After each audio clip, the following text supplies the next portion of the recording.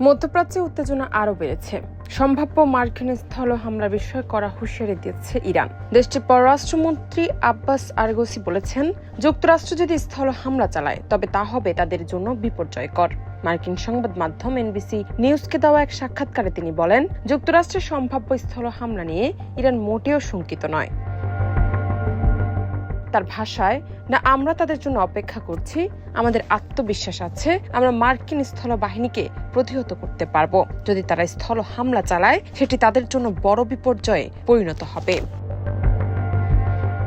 এদিকে চলমান সংঘাতের মধ্যে ইরান যুদ্ধবিরতির কোনো আগ্রহ দেখাচ্ছে না বলেও জানিয়েছেন দেশটির এই শীর্ষ কূটনৈতিক।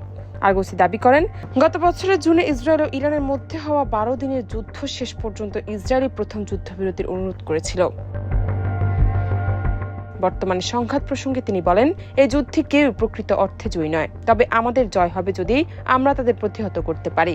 বিশ্লেষকদের মতে, যুক্তরাষ্ট্র, ইসরায়েল ও ইরানের মধ্যে চলমান এই উত্তেজনা মধ্যপ্রাচ্যের পরিস্থিতিকে আরও অস্থিতিশীল করে তুলতে পারে। জানত নিপু, দেশ রূপান্তর।